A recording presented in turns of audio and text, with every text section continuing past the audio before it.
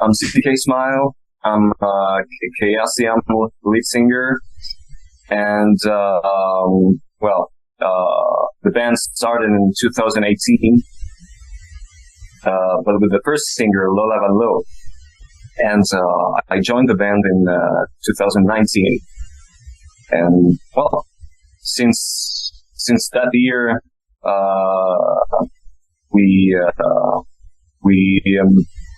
we play a lot in many different places, many different countries, and in this band is the first time for me to be a singer Wow. in a band. Usually I'm a guitarist, and that's it. And till now everything is very fucking cool. We enjoy all the gigs, and for now, November, December is just a little. We decided to take just a little break because it's Christmas. Mm-hmm. So I'm impatient to be in 2023 or start the new gigs and start to travel again. Oh, I'm so sorry. My cats are completely crazy around me. That's all right. Let them go for it. They look great. Sorry. Oh, good. CK, thanks for joining us today, mate. It's a pleasure to speak with you. So, Chaoseum recently released your new album, The Third Eye. So, how has the early reaction been for it? The reaction of the people? Yeah. Till now, we have a lot of great comments, very nice, and so obviously we are very happy. And we had many different reviews of this new album, and all the rates are good, all the comments are good. We are very happy. Cool. And that's mean for the next album we have to kick our ass more hard. Bring it on. So, to tell us a bit more about the album from a musical point of view and what you were going for with it.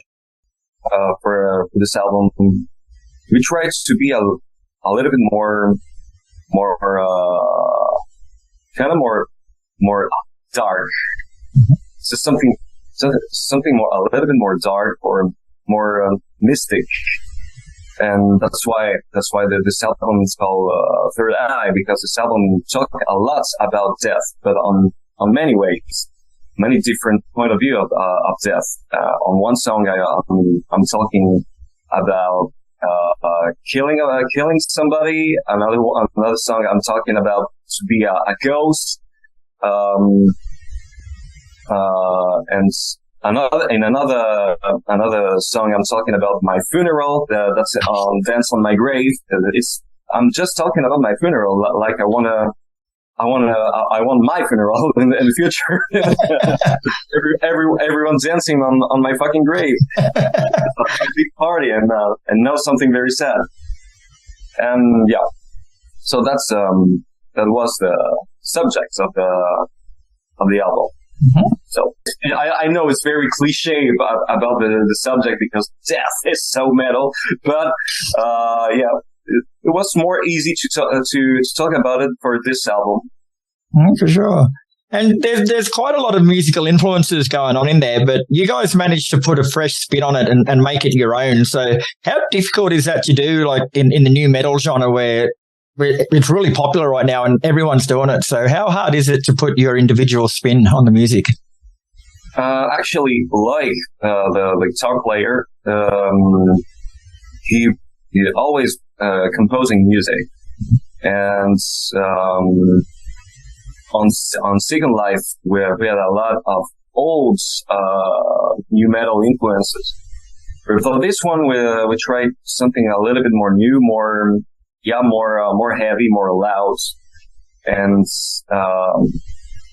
we kept all our old influences, but we tried to listen other things, other bands, other style, and not only metal, and maybe that's helped us a lot to have more our own sounds. Yeah. And maybe on the next album it will be more completely different. I don't know.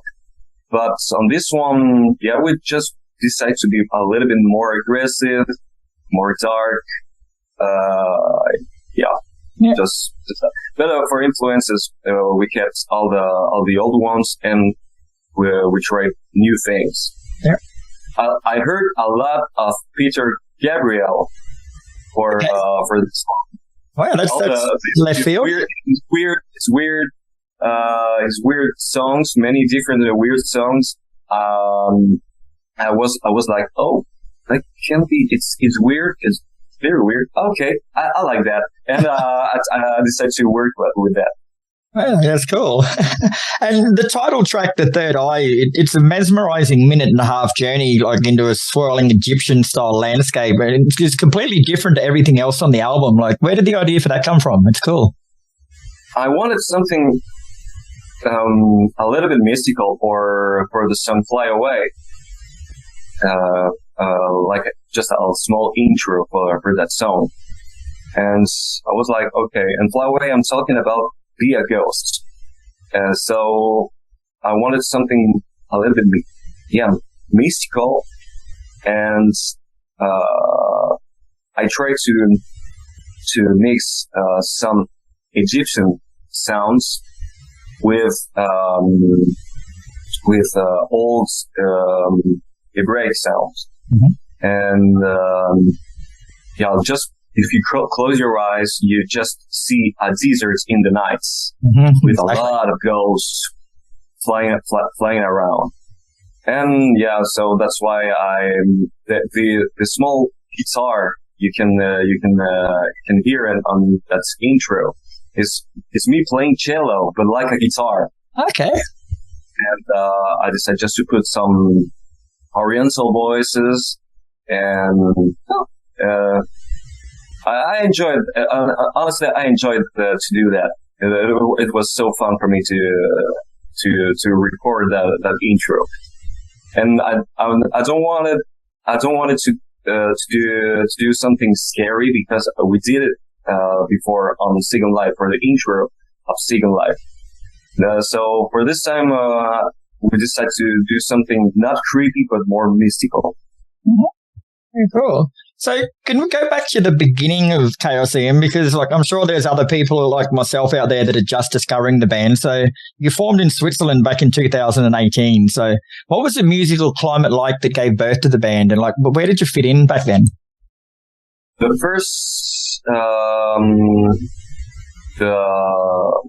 the first thing was with Valerie, Loic, and Greg. So all the other members of the band. They played in a band called Eluveitie, and then it was more symphonic metal, like Nightwish or many bands like this. And they decided just to do something a little bit more rock, more metal, more aggressive. And Eluveitie wasn't on that style, so they decided just to do a side project with another singer. And the first idea was this band had to be a band for gigs, not just something beautiful for CDs, but for good gigs. And they decided to put some makeup on the face for more fun on stage, and something more visual. And that's the story. They decide to do something a little bit to inspired by some horror movies for the makeup, and they started with Lola Van Low on voice, and I have to find my makeup on 2019 when I joined the band. So that's the story. Yeah, cool. I hope I don't forget anything. It's good enough. So after that, the band went on tour with Soulfly. They went on with Eluveitie. They went on with Tarja. Were you in the band then, or did you come after that?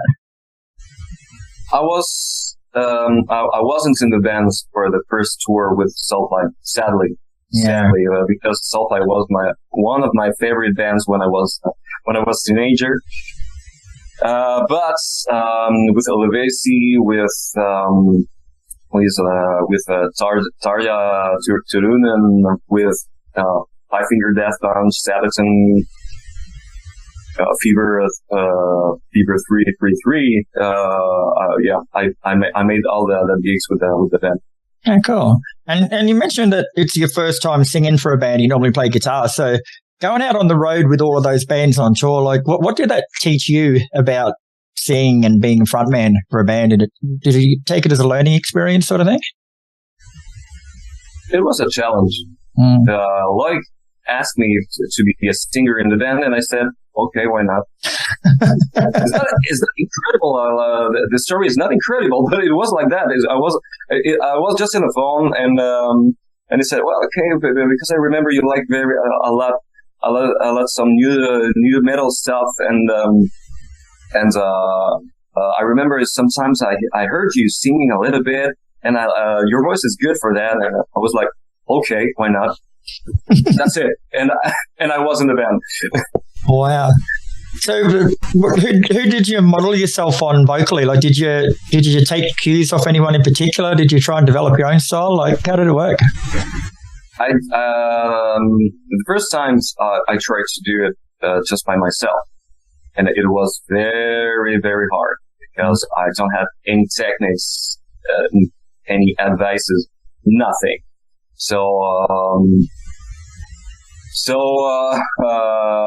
I did my first gigs just like that with my own experience, and this experience was just zero. But I did it. I did the gigs. But after I decided to take some lessons with a coach vocal, and after I had more good techniques just to protect my voice. Yeah. And because on tour it's very important to keep your only instruments safe.